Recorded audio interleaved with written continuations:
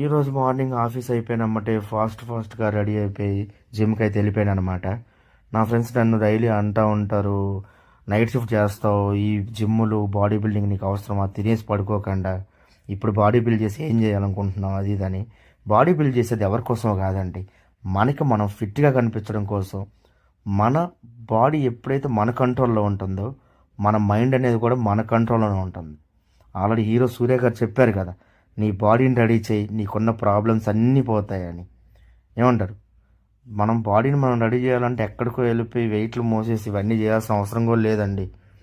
ఏదో ఒక physical activity, like రన్నింగ్కి వెళ్ళండి, లేదా జాగింగ్కి వెళ్ళండి, ఇంకా అది అవదా వాకింగ్కి వెళ్ళండి. మనం ఎప్పుడైతే మిర్రర్లో చూసుకొని మనం ఫిట్గా కనిపిస్తామో ఆ రోజు ఎవరినో చూసి మోటివేట్ అవ్వాల్సిన అవసరం లేదు, మనమే పెద్ద మోటివేషన్. ఏమంటారు?